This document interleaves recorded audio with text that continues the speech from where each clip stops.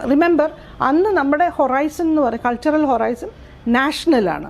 അപ്പം നാഷണൽ ലെവലിലെ വസ്ത്രധാരണം, ഹിന്ദു വസ്ത്രം എന്ന് പറഞ്ഞ് അംഗീകരിക്കപ്പെട്ടതാണ് ഈ സാരി. അതാണ് ഈ സ്ത്രീകളെല്ലാം സാരി ഉടുത്തത്. ഇവർ പഠിച്ച് കോളേജിലേക്കൊക്കെ വരുമ്പോൾ ഗ്ലോബലായി നമ്മുടെ കൾച്ചറൽ ഹൊറൈസൺ എന്ന് പറഞ്ഞാൽ ഗ്ലോബലാണ്. അപ്പോൾ ഗ്ലോബൽ ഇസ്ലാമിൻ്റെ പല പല മോഡൽസ് ഉണ്ട്. പലരും പല മോഡൽസ്, ഒത്തിരി പേര് ഈ മലേഷ്യയിലൊക്കെ പെൺകുട്ടികൾ, മലേഷ്യൻ സ്ത്രീകൾ, ഇന്തോനേഷ്യൻ മലേഷ്യൻ സ്ത്രീകൾ ഇടുന്ന പോലെ ലോങ് സ്കേർട്ടും മറ്റേ ഇതുണ്ടല്ലോ നിക്കാബ്, ആ സാധനമുള്ള നിക്കാബ് എന്താ പറയുന്ന ഒരു ഇതുണ്ട്, അല്ല ഹിജാബാണ് റിലീജിയസ് ഡ്രസ്സ്. പക്ഷേ ഹിജാബും പർദ്ദയൊക്കെ ഒന്നല്ല, ഹിജാബ് ഇസ് റിലീജിയസ് ഡ്രസ്. ഹിജാബ് ധരിക്കണം എന്ന് തീരുമാനിക്കുന്നു. എങ്ങനെ ഹിജാബ് ധരിക്കണം എന്നുള്ളതിനെക്കുറിച്ച് അവർ they're looking around, around the globe they have many different models. Some people take the Saudi Arabian style, some people take the Malaysian style. In fact Malaysian style ആണ് കേരളത്തിൽ കൂടുതൽ actually. ഈ ഇതിട്ടിട്ട് എന്താണ് ഇത് മാത്രം ഇടില്ലേ, മുഖം മാത്രം ഇങ്ങനെ മൊത്തം ചുറ്റുമുള്ള. കേരളത്തിലിപ്പോൾ മുസ്ലിം സമുദായത്തിനുള്ളിൽ ഒരു ചർച്ച വരുന്നുണ്ട്. ദേവികയും അത് കേട്ടാണ്. കാരണം എന്ന് പറഞ്ഞാൽ മുമ്പ് കേരളത്തിലെ മുസ്ലിം സമുദായത്തിനിടയിൽ ഒരു പരമ്പരാഗത വസ്ത്രധാരണവും ജീവിതശൈലിയും ഒക്കെ ഉണ്ടായിരുന്നു. അതിനുശേഷം ഈ ഒരു സലഫിസത്തിന്റെ ഭാഗമായിട്ട് വരുന്നതിന്റെ ഭാഗമായിട്ടാണ് ഇത്തരം മാറ്റങ്ങൾ ഒക്കെ ഉണ്ടാകുന്നത്. അത് അതിന്റെ ഗുണപരമായിട്ടുള്ള അതിനെയല്ല പറയുന്നത്. പക്ഷെ ഇത് വരുന്നതോടുകൂടി ഈ കേരളത്തിൻ്റെതായ മുസ്ലിങ്ങളുടെ ഒരു തനത് വ്യക്തിത്വം നഷ്ടപ്പെടുന്നു. അത് വീണ്ടെടുക്കണം എന്നുള്ള തലത്തിൽ അല്ല ഞാൻ പറയട്ടെ, ഇവിടുത്തെ അത് അവർ തമ്മിൽ ചർച്ച ചെയ്തോട്ടെ എന്നാണ് ഞാൻ പറയുന്നത്. അല്ലാതെ അവർ തമ്മിൽ ചർച്ച ചെയ്ത് അവരെന്താണെന്ന് വെച്ചാൽ തീരുമാനിക്കട്ടെ. ഞാൻ പറയുന്നത് ബാക്കിയുള്ളവർ പുറത്തിരുന്നുകൊണ്ട് ഇങ്ങനെ എന്താ തടി നിലവിളിയൊന്നും നടത്തേണ്ട കാര്യമില്ല. കാരണം നമ്മൾ ഈ ഹിന്ദു സമുദായത്തിൽ ഇങ്ങനത്തെ ഒരു ചർച്ച ഉണ്ടായിരുന്നപ്പം ആർക്കും ഒരു പ്രശ്നമില്ല, ഒരു ഭീതിയില്ല. സ്ത്രീകളെ ഇങ്ങനെ കെട്ടിപ്പൂട്ടി സാരി പോലത്തെ ഒരു വസ്ത്രം ധരിക്കണം. ഇപ്പോഴും അറിയാമോ, ഓരോ സ്ഥലങ്ങളിൽ ഈ ശരിക്കും പെർമിഷൻ എടുക്കുന്നപ്പോൾ നമ്മൾ ചില ഓഫീസുകളിൽ സാരി ഉടുത്ത് ചെല്ലണം എന്നാണ് പറയുന്നത്. സാരി ഉടുത്ത് തന്നെ. ഇപ്പോൾ ആർമിയായിട്ട് ബന്ധപ്പെട്ട് നമ്മുടെ ചില ഫ്രണ്ട്സ് പറയുമായിരുന്നു, അപ്പോൾ അവിടെ ക്ലാസ് എടുക്കാൻ പോകണമെങ്കിൽ നിങ്ങൾ സാരി ഉടുത്ത് പോകണം, സാരി ഉടുത്തിരിക്കണം, അത് മാൻഡേറ്ററിയാണ്. സ്കൂളുകളിലാണെങ്കിലും അതെ, എന്താ കാര്യം കോടതി വഴി കുറേ ഇതൊക്കെ വരുത്തിയിട്ടുണ്ട്. ബട്ട് സ്റ്റിൽ അവിടെ ജോലി എടുക്കാൻ പോകണോ സാരി ഉടുത്തോണം. അപ്പോൾ ഇത്തരം ഈ സാരി പോലെയുള്ള ഒരു വസ്ത്രം അടിച്ചേൽപ്പിച്ചപ്പം ഇല്ലായിരുന്ന ഭീതികൾ ഈ ഒരു സംഗതി വരുമ്പോഴങ്ങനെ ഭീതിപ്പെടേണ്ട കാര്യമൊന്നുമില്ല. മുസ്ലിം കമ്മ്യൂണിറ്റിയുടെ ഇടയിൽ താങ്കൾ തന്നെ നേരത്തെ പറഞ്ഞല്ലോ ഇപ്പോൾ പട്ടിയോട് അല്ല ഭീതി എന്ന് പറഞ്ഞാൽ no, she clearly said that it's about women's rights being violated. അത് ഷീ ക്ലിയർലി സെഡ്. അപ്പം അത് അങ്ങനെ എനിക്ക് യാതൊരു സംശയവുമില്ല. അവരുടെ എന്ന് മാത്രമല്ല, നിങ്ങളീ പറയുന്ന വാദത്തെ പൊളിച്ചു കളയുന്ന തെളിവാണ് നമുക്ക് എഡ്യൂക്കേഷണൽ സ്റ്റാറ്റിസ്റ്റിക്സിൽ നിന്നൊക്കെ വരുന്നത്.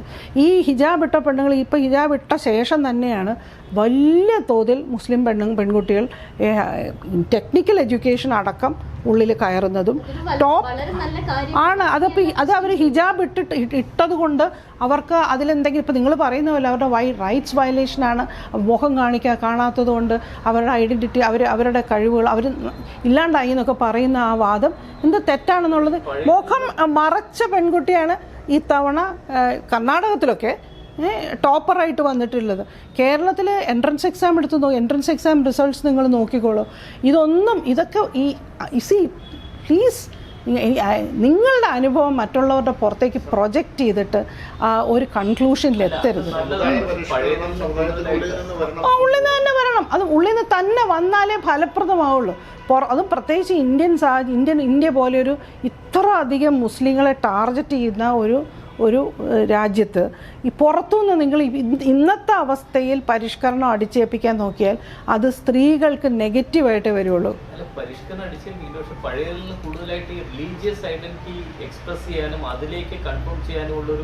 അത് പക്ഷേ എല്ലാ സമുദായത്തിലും ഉണ്ട്. Why you thinking only about Muslims? ക്രിസ്ത്യാനികളുടെ ഇടയിലുണ്ട്, ഹിന്ദുക്കളുടെ ഇടയിൽ എമ്പാടും ഉണ്ട്. ഒരു പ്രശ്നമുള്ളത് ഈ റെഡി ടു വെയിറ്റിനെ പുച്ഛിക്കുകയും നിഖാബ് ഇടുന്നത് ഒരു റൈറ്റ് ആയി കാണുകയും ചെയ്യുമ്പോൾ അതിലൊരു ഇരട്ടത്താപ്പ് ഇല്ല. അത് സിതാരയ്ക്ക് അത് മനസ്സിലാവാത്തത് കൊണ്ടാണ്. ഇത് രണ്ടും കമ്പയറബിൾ അല്ല. ഇത് രണ്ടും റെഡി ടു വെയിറ്റ് എന്ന് പറഞ്ഞാൽ ഒരു സ്പേസിലേക്ക് ഞങ്ങൾക്ക് കടക്കണ്ട എന്ന് പറഞ്ഞിട്ട് മാറിയിരിക്കുന്നതാണ്. മറ്റേത് ഐഡന്റിറ്റി എനിക്ക് കാണിക്കണം. അങ്ങനെയല്ല എൻ്റെ ഐഡന്റിറ്റി ഈ മുഖമല്ല എന്നാണ് അവർ പറയുന്നത്. So what is your problem in accepting that? As a feminist, you shouldn't be saying. No. Please don't define feminism for me. You are nobody to tell me what feminism is. I am nobody to tell you what feminism is to you. I don't do that. Don't do that to me.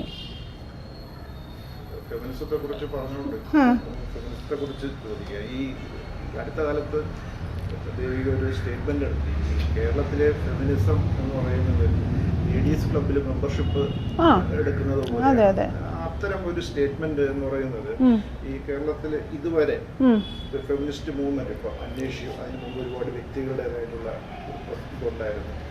അതുമുതൽ ഇതുവരെ ഇപ്പൊ ദേവിക കഴിഞ്ഞിട്ടുള്ള ഒരു തലമുറ ഒക്കെ ഉണ്ട്. അതിനെല്ലാം നമ്മൾ റദ്ദ് ചെയ്യുന്ന ഒരു സ്റ്റേറ്റ്മെന്റ് അല്ല. അവരെന്നെ റദ്ദ് ചെയ്തു. അതുകൊണ്ട് എനിക്കിപ്പോൾ ഐ എം നോട്ട് ബോധഡ്. അവരെന്നെ റദ്ദാക്കിയതാണ്. അവരെന്ന് പറഞ്ഞാൽ ഇപ്പോഴത്തെ ഇത് ഫെമിനിസ്റ്റ് ഫോറം എന്നെന്തോ പറഞ്ഞിട്ടൊരു വേദിയുണ്ട്. കേരളത്തിലെ ഒഫീഷ്യൽ മാന്യ ഫെമിനിസ്റ്റുകളെല്ലാം കൂടി ചേർന്നുള്ളൊരു വേദിയാണ്. അവരെന്നെ റദ്ദാക്കി. So I don't care. അതൊന്ന്. പിന്നെ I'm only stating a sociological fact. ഇവരെല്ലാം ഫ്രണ്ട്സാണ്. ഇപ്പം നിങ്ങൾ നോക്കിയല്ലേ, എനിക്ക് ഫെമിനിസം എന്ന് പറഞ്ഞാൽ it's a public politics. I don't have to be best friends to support somebody who is in trouble.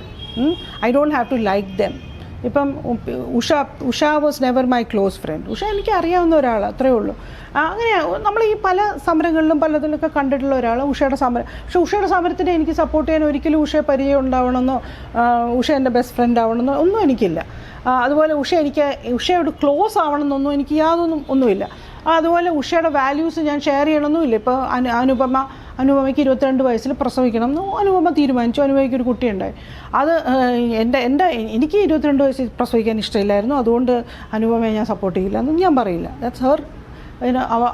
അവരുടെ ശരികളും തെറ്റുകളും അവർ പൂർണ്ണ ബോധ്യത്തോടെ എടുക്കുന്ന ഒരു തീരുമാനമാണ്. കേരളത്തിലെ ഫെമിനിസ്റ്റുകളുടെ പ്രശ്നം വെച്ചാൽ അവരെല്ലാവരും ഈ സൗഹൃദങ്ങളിൽ അവരങ്ങോട്ടും ഇങ്ങോട്ടും കൂട്ടാണ്. അവർക്ക് എന്തെങ്കിലും ഒരു പ്രശ്നം വന്നാൽ അവരുടനെ ചാടി അവരുടെ കൂട്ടുകാരായിരിക്കുന്നവർക്ക് എന്തെങ്കിലും ഒരു വിഷയം വന്നാൽ വലിയ സോഷ്യൽ മീഡിയയിൽ വലിയ ബഹളമായി അങ്ങനെയായി ഇങ്ങനെ.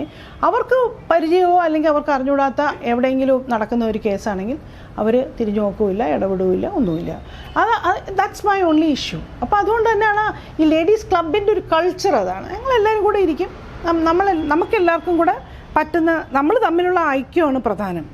നമ്മൾ തമ്മിൽ ഐക്യം പൊട്ടിപ്പോകുന്ന ഒരു ഇഷ്യൂസ് നമ്മൾ എടുക്കില്ല.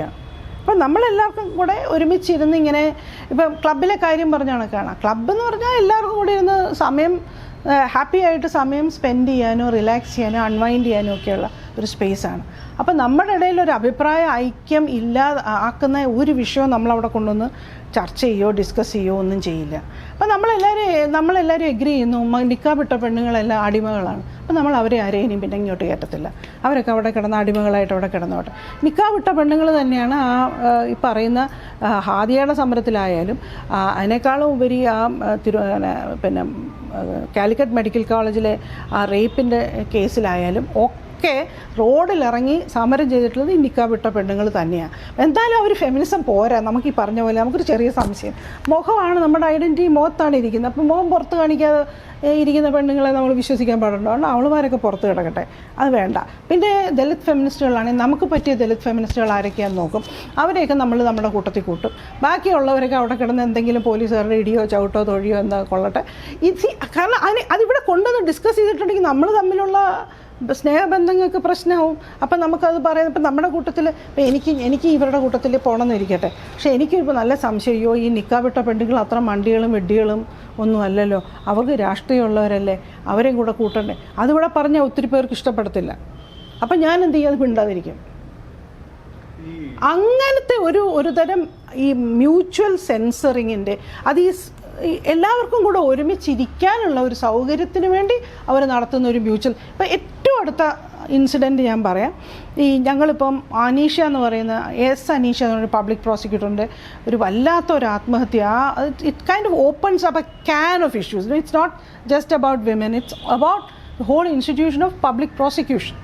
അപ്പോൾ ആ വിഷയത്തിൽ ഇറ്റ്സ് ഇൻട്രസ്റ്റിംഗ്ലി അപ്പോൾ ഞങ്ങൾ ഫെമിനിസത്തിൽ നിന്ന് പുറത്തായതുകൊണ്ട് ഞങ്ങൾ കുറച്ച് പേര് വി ബീൻ ഡൂയിങ്, നമുക്ക് ഈ പരിചയമില്ലാത്ത പെണ്ണുങ്ങളുടെ വിഷയത്തിലൊന്നും ഇടപെടാൻ മടിയില്ലാത്തതുകൊണ്ട് വി ഹാവ് ബീൻ, അനീഷ ഞങ്ങൾക്ക് പരിചയമൊന്നുമില്ല, but we been working around that issue.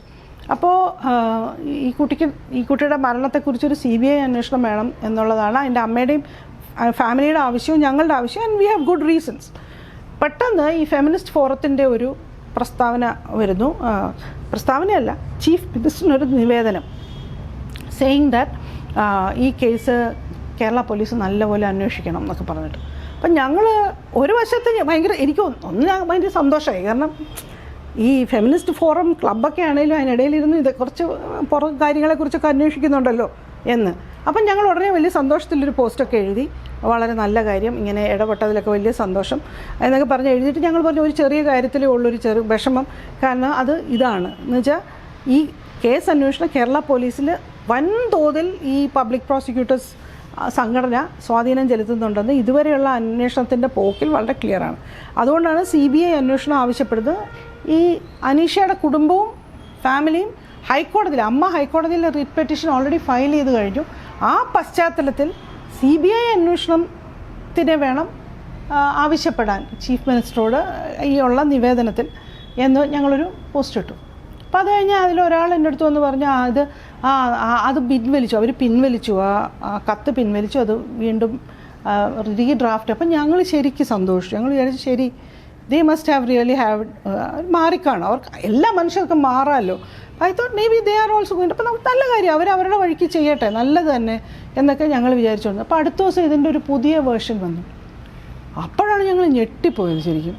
കാരണം പഴയ കാരണവന്മാരൊക്കെ എനിക്ക് നല്ല ഓർമ്മയുണ്ട്. ഈ കാരണവരൊക്കെ വീട്ടിൽ വരുമ്പോൾ ഈ മുൻവശത്തെ ചാരുകസേരയിൽ ഇങ്ങനെ കിടക്കും.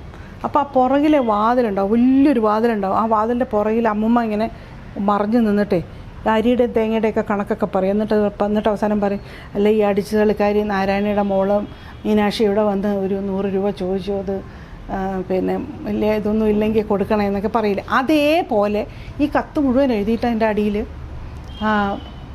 ഇത് അനീഷയുടെ അമ്മയും കുടുംബവും മുന്നോട്ട് വയ്ക്കുന്ന ആവശ്യങ്ങൾക്ക് അർഹതപ്പെട്ട അംഗീകാരം കൊടുക്കണം. അപ്പോൾ ഈ അർഹതപ്പെട്ട അംഗീകാരം എന്നൊക്കെ പറയുമ്പോഴല്ലേ, ഇത് ആരാണ് ഈ അർഹത തീരുമാനിക്കുന്നത്? എന്ത് അംഗീകാരം? ഇതൊന്നും പണ്ട് ഈ കാരണവരോട് ഇതൊന്നും തെളിയിച്ച് പറയില്ല. നമ്മൾ പറഞ്ഞാൽ കുഴപ്പമാണ്. യു നോട്ട് അത്രയും വിനയത്തോടെ സംസാരിക്കും. വിനയത്തിനൊരു അപ്പം this is worse than that other one. I mean ഇത് ശരിക്കും മരുമക്കളുടെ നിലയിലേക്ക് ഭരണകൂടം ഇങ്ങനെ സൂപ്പർ പേട്രിയാർക്കും ഇവരിങ്ങനെ മരുമക്കളെപ്പോലെ പാവങ്ങളെപ്പോലെ. So why did they have to do this എന്നുള്ളത് ഒന്നും പറഞ്ഞില്ലായിരുന്നെങ്കിലും വേണ്ടിയില്ലായിരുന്നുള്ള അവസ്ഥയായി. അപ്പം ഞാൻ ഈ കൂട്ടത്തിൽ സൈൻ ചെയ്ത ഒരാളോട് ഞാൻ ചോദിച്ചപ്പോൾ അവർ പറയുകയാണ് കൺസെൻസസ് ഞങ്ങൾക്ക് വലുതെന്ന്. ഇതൊരു കൺസെൻസസ് വ്യൂ ആണ്, കൺസെൻസസ് ആണ് ഞങ്ങൾക്ക് വലുത്. അതാണ് ഇവരുടെ അകത്ത് തന്നെ CPMൻ്റെ ശരിക്കും ആൾക്കാരുണ്ട്, CPMന് വേണ്ടി തന്നെ പണിയെടുക്കുന്ന ആൾക്കാരുണ്ട്. അപ്പോൾ അവർക്ക് അവരുടെ ഒരു പൊസിഷനാണിത്. ഇത് വെറുതെ കൂടുതലൊന്നും അങ്ങനെയൊന്നും പോകണ്ട, സർക്കാർ നമ്മുടെ പോലീസുകാരെ അന്വേഷിച്ചാൽ മതി, അതിൽ കൂടുതലൊന്നും ആവശ്യമില്ല എന്ന് പറയുന്ന ആൾക്കാരുണ്ട്. അപ്പോൾ അവരെ പ്ലക്കേറ്റ് ചെയ്യണം. എന്ന് വെച്ചാൽ ക്ലബ്ബാണല്ലോ, ഈ ക്ലബ്ബാകുമ്പോൾ നമ്മൾ ഈ ക്ലബിൻ്റെ അകത്ത് ഈ മെമ്പേഴ്സ് അടികൂടി പോകാൻ നമ്മൾ അനുവദിക്കില്ല. നമ്മളെല്ലാവരും കൂടി ഇരുന്ന് ചായയൊക്കെ കുടിച്ച് സന്തോഷമായിട്ട് അങ്ങോട്ടും ഇങ്ങോട്ടും പ്രേസ് ചെയ്തും ഒക്കെ എനിക്കൊരു അവാർഡുള്ളത് ഞാൻ തനിക്ക് തരും, താൻ്റെ അവാർഡ് താൻ എനിക്ക് തരും. പിന്നെ നമ്മളെല്ലാവരും ഫേസ്ബുക്കിൽ ചക്കര മുത്തേന്നൊക്കെ പറഞ്ഞ് ഫോട്ടോ ഇടും, അങ്ങോട്ടും ഇങ്ങോട്ടും ഭയങ്കര ഹാപ്പി. അപ്പോൾ ഇങ്ങനെ ഹാപ്പി ആയിട്ട് ഇരിക്കാനുള്ളൊരു സ്പേസാണ് കേരളത്തിൽ ഈ പറയുന്ന മുഖ്യധാര ഫെമിനിസം. വിഷയങ്ങളിലുള്ള അഭിപ്രായ വ്യത്യാസങ്ങളൊക്കെ കാണുമ്പോൾ ഉണ്ടാവുന്ന ഒരു തോന്നലെന്ന് പറഞ്ഞാൽ പേര് പറയാം, ദേവികയായാലും അജിതയായാലും പേര് പറയാതിരിക്കേണ്ട കാര്യം, നിങ്ങൾ തമ്മിലുള്ള ഈ ഫെമിനിസത്തിന്റെ പ്രായോഗികത അല്ലെങ്കിൽ അത് എന്താണ് നിലപാട് എന്നുള്ളതിൽ ഒരു അഭിപ്രായ വ്യത്യാസം എന്ന് പറയുന്നത് ഒരു ആ പ്രസ്ഥാനത്തിന് തന്നെ മുന്നോട്ട് പോകാൻ പറ്റാത്ത തരത്തിലുള്ള ഒരു ഈഗോ ക്ലാഷ് ആയി. ഞാൻ പറയും എന്നെ നിങ്ങൾ ഇത്ര കൂട്ടുന്നത് എന്നുള്ളത് എനിക്കിത് ഒട്ടും മനസ്സിലാവുന്നില്ല. ഞാൻ ഒരിക്കലും ഇവരൊക്കെ വലിയ ആക്ടിവിസ്റ്റുകളാണ്. ഞാൻ 2017 ഈ ഹാദിയയുടെ വിഷയം വരുന്ന സമയത്ത് ഇവരൊക്കെ എടുത്ത നിലപാട് ഭയങ്കര അപകടമായതുകൊണ്ട് മാത്രമാണ് ഞാൻ അതിൽ കൊണ്ടുപോയി തലവെക്കുന്നത്. അതിന് മുമ്പ് I was not even an activist. ഇവരൊക്കെ വല്ലതുമൊക്കെ ഈ പറഞ്ഞ പോലെ അവരെന്തെങ്കിലും പറഞ്ഞാൽ ഞാൻ എഴുതും, അവരോട് സംഘടിതയിൽ എഴുതാൻ പറഞ്ഞാൽ ഞാൻ എഴുതും. പിന്നെ ഞാൻ എൻ്റെ രീതിക്ക് അക്കാഡമിക്സിൽ വേറൊരു തരം ആക്ടിവിസമാണ് ആവശ്യം, ഇത്തരം ആക്ടിവിസം അല്ല. So I was into building feminist discourse and doing nothing else but നിങ്ങൾ കണ്ടിട്ടുണ്ടോ അതിന് എവിടെയെങ്കിലും ഒരു ആക്ടിവിസ്റ്റ് സമരത്തിനൊക്കെ വിളിച്ചാൽ പോകാൻ ആ രീതിയിൽ ഭേദമാണ്. ഇപ്പോഴത്തെ ഈ ശാരദക്കുട്ടി പോലെയുള്ള ടീമിനെ പോലെയൊന്നുമല്ല. നമ്മളൊക്കെ സമരത്തിന് പോയി തന്നെ ഫെമിനിസ്റ്റ് ആയതാണ്, അല്ലാതെ ഈ ഫേസ്ബുക്ക് തുടങ്ങിയതിൻ്റെ അന്ന് മുതൽ ഫെമിനിസ്റ്റ് ആയതല്ല. അത് ശരിയാണ്. പക്ഷെ എന്നാലും ഈ നേതൃത്വം ഒന്നും കൊടുത്തിട്ടില്ല ഒരു സമരത്തിനും. അല്ല ഈ ഏത് ഈഗോ ക്ലാഷ്? എനിക്ക് എന്ത് കിട്ടാനാണ് ഇതിൽ നിന്ന്? അല്ല എന്ത് ഈഗോ ക്ലാഷ് ഉണ്ടെന്നാണ് പറയുന്നത് നിങ്ങൾ? ഏത് കാര്യത്തിലാണ് വിട്ടുകൊടുക്കാതിരുന്നിട്ടില്ല? ഇത് മാത്രമല്ല, അത് പറയുന്നത് തന്നെ അന്യായമാണ്. പി ഉഷയോടും മൃദുലാദേവിയോടും ഇവർ ചെയ്ത പോലത്തെ അനീതി ലോകത്തൊരിടത്തും ഒരു ഫെമിനിസ്റ്റുകളും അങ്ങോട്ടും ഇങ്ങോട്ടും ചെയ്തതായിട്ട് കാണുന്നില്ല. ശരിക്കും എന്താ പറയുക, CPMൻ്റെ സൈബർ ഗുണ്ടകൾക്ക് എടുത്തിട്ട് തട്ടാൻ പന്തുകളെ പോലെ ഉഷയും മൃദുലയും എടുത്തു കൊടുക്കുന്നത് എന്ത് ഫെമിനിസ്റ്റ് നൈതികതയാണ്? അത് ചോദ്യം ചെയ്യുന്നത് എൻ്റെ ഈഗോ ആവുന്നത് എങ്ങനെയാണ്?